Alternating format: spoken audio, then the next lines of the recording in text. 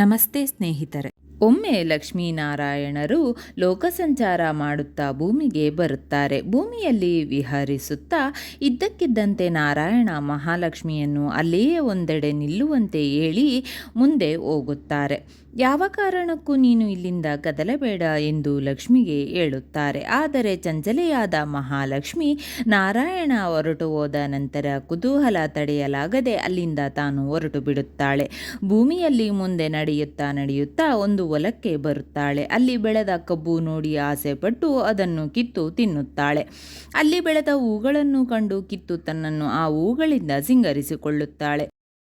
ಆ ಹೊತ್ತಿಗೆ ಅಲ್ಲಿಗೆ ಬರುವ ಮಹಾವಿಷ್ಣು ತನ್ನ ಮಾತನ್ನು ಮೀರಿ ಬಂದ ಲಕ್ಷ್ಮಿಯನ್ನು ಕಂಡು ಬೇಸರ ಪಡುತ್ತಾನೆ. ದೇವತೆಗಳು ಭೂಮಿಯ ಜನರಿಂದ ಏನಾದರೂ ಪಡೆದರೆ ಅವರೊಡನೆ ಕನಿಷ್ಠ 12 ವರ್ಷ ನೆಲೆಸಬೇಕಾಗುತ್ತದೆ. ನೀನು ಇದೇನು ಕೆಲಸ ಮಾಡಿಬಿಟ್ಟೆ ಎಂದು ವಿಷಾದ ಪಡುತ್ತಾನೆ.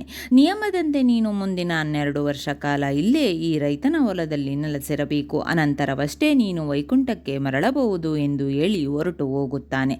ಅದರಂತೆ ಮಹಾಲಕ್ಷ್ಮಿಯು ಆ ಬಡ ರೈತನ ಹೊಲಮನೆಯಲ್ಲಿಯೇ 12 ವರ್ಷಗಳ ಕಾಲ ನೆಲೆಸಿಬಿಡುತ್ತಾಳೆ. ಲಕ್ಷ್ಮಿ ನೆಲೆಸಿದಂತೆ ಸ್ಥಳದಲ್ಲಿ ಬಡತನ ಇರಲು ಸಾಧ್ಯವೇ? ರೈತನ ಹೊಲದಲ್ಲಿ ಬಂಗಾರದ ಬೆಳೆ ತುಂಬಿ ಹೋಗಿತ್ತು.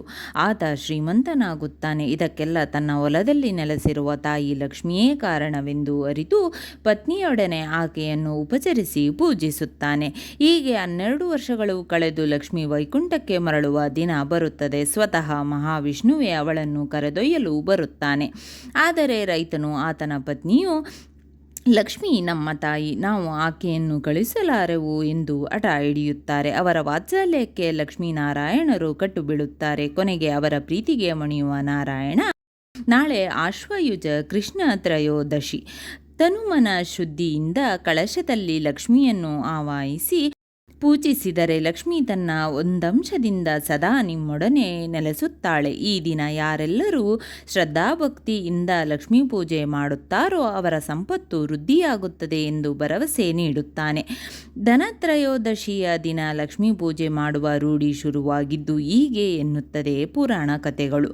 ಆದ್ದರಿಂದ ಲೋಭದಿಂದಲ್ಲದೆ ಪ್ರೇಮದಿಂದ ಲಕ್ಷ್ಮೀದೇವಿಯನ್ನು ಪೂಜಿಸಿ ಆಶ್ವಯುಜ ತ್ರಯೋದಶಿ ಎಂದು ದೀಪದಾನ ಶ್ರೇಷ್ಠವೆನ್ನುತ್ತಾರೆ. ಮಣ್ಣಿನ ಅಣತೆಗಳನ್ನು ಕೊಂಡು ದಾನ ನೀಡಿದರೆ ಸಣ್ಣ ಮಟ್ಟದ ಕುಶಲಕಾರ್ಮಿಕರಿಗೂ ಒಂದಷ್ಟು ವ್ಯಾಪಾರವಾಗುತ್ತದೆ.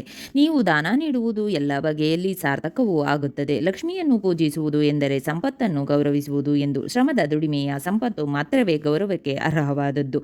ಆದ್ದರಿಂದ ಶ್ರಮ ಮತ್ತು ಪ್ರಾಮಾಣಿಕವಾಗಿ ಗಳಿಸಿದ ಸಂಪತ್ತನ್ನು ಶ್ರದ್ಧೆಯಿಂದ ಪೂಜಿಸಿ. ಹೀಗೆ ಮಾಡಿದರೆ ಲಕ್ಷ್ಮಿ ನಿಮ್ಮೊಡನೆ ಮಾತ್ರವಲ್ಲ, ನಿಮ್ಮ ಕುಟುಂಬದ ಮುಂದಿನ 3 ತಲೆಮಾರುಗಳ ಕಾಲವೂ ನೆಲೆಸುವುದು ಖಚಿತ.